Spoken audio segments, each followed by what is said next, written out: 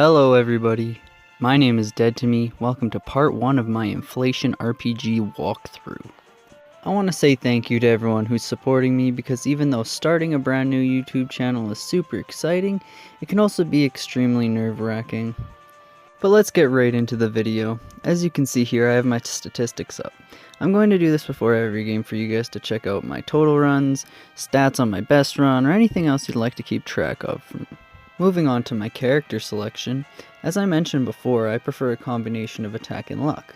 Now the reason it's very beneficial to pick a luck-driven character is because the luck affects two major things in your gameplay: the money you earn and the chance of receiving an item. The most important obviously being the increase in the chance for drops. Luck affects your drop chance more at lower levels, and gradually decreases in effect, causing the cap to be around 200,000 where it matters. In the early game, your character being luck driven will help by achieving gear drops quicker.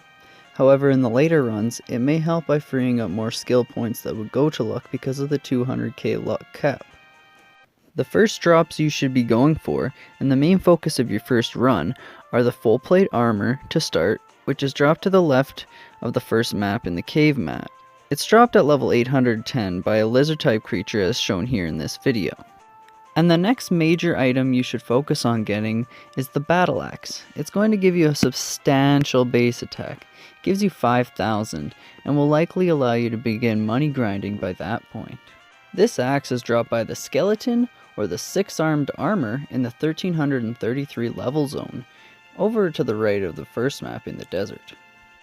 Now I'm going to go into a bit of detail about money grinding. Once you have an initial setup, you will want to focus on buying the best gear in the shop, the best accessories, and all of your accessory slots, as well as a switch or two for your other sets of gear.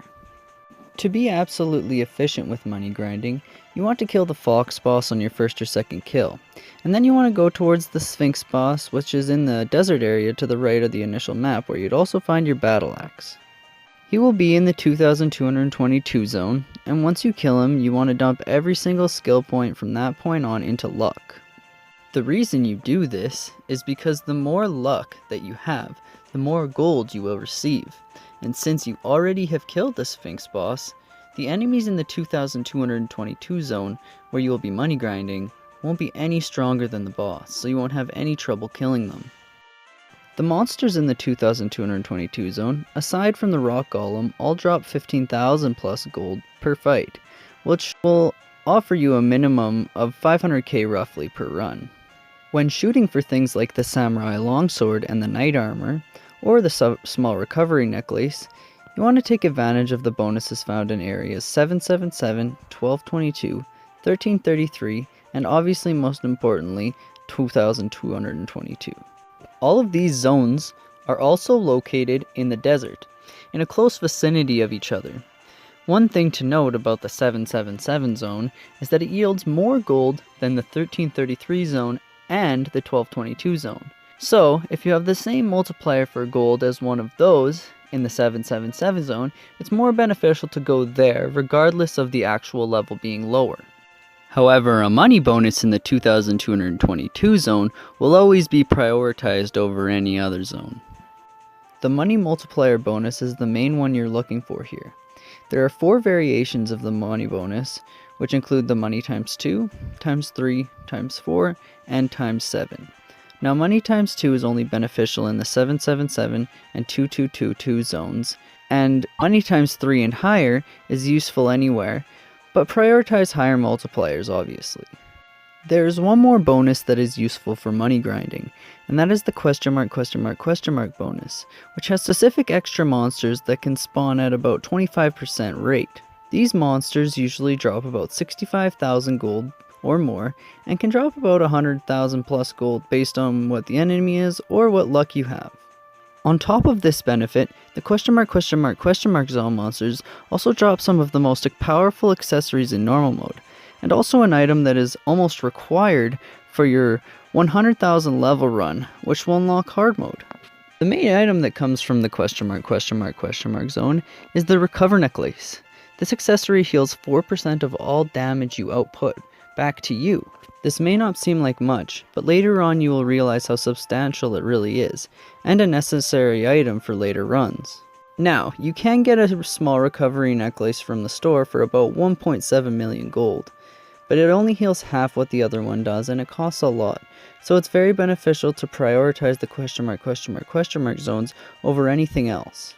Before I continue about the ? Zones, as you can see in the video, this is the lizard monster which drops me my full plate armor. I was pretty lucky to get it so quickly, however I had too little battle points at this time to go for the battle axe. Instead, I focused on killing the Sphinx Boss in order to get a base level. Now, back to the ? Zones. Some of the other accessories you can get from the ? Zone which are beneficial include the combo rate ring, which increases how often you combo, the critical rate ring, which increases how often you critical, the revival necklace, which gives you a chance at reviving on a fatal blow, and a few weapons that have decent normal mode capabilities.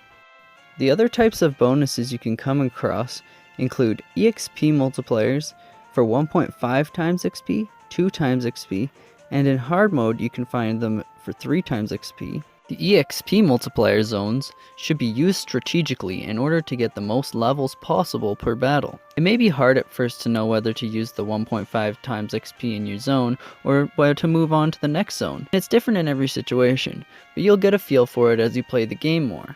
Moving on, you can find a combo and crit bonus, which can be useful for hard boss fights or progressing in areas quicker, and the last two, which could be used also for progression in bosses, are enemy attack times 0.5, which makes them hit you half as hard in that area, and enemy HP times 0.5, which makes enemies have half the HP in that area. Now, they are both beneficial, however one thing to remember about the HP times 0.5 is that it doesn't affect the enemy's damage output. So, in a situation where the enemy is much too strong, the attack times 0.5 bonus is actually much more beneficial. The last thing I'm going to talk about today is where to get your first few base levels. The map where you spawn, and on the northern side, is the Sphinx Boss. He gives you the easiest base level. The next boss, which is relatively easy to go forward, which will give you the base level, is the Sphinx Boss. Located to the right of the first map, in the desert, he is another very easy boss to gain you a base level. Another boss which can supply a base level with ease is the Dragonrider Boss. If you head north from where the Sphinx Boss had spawned, you'll encounter this boss on the northern side of that map. If you're looking for any more base levels, however, before you've done your money grinding, you'll have some trouble, as the next base level comes from the Purple Equilibrium Boss, and getting there are 5 other bosses in between. He is in the actual level 20,000 zone. In the next episode, I will talk a bit more about money grinding with some video examples, as well as the order you will want to buy certain items and accessories. Other than that, guys, thank you so much for watching. I hope you really enjoyed and found this informative. If you did, feel free to hit that like button. And if you're looking forward to more videos like this, don't forget to subscribe. And I hope to see you all next time for part 2 of my Inflation RPG walkthrough.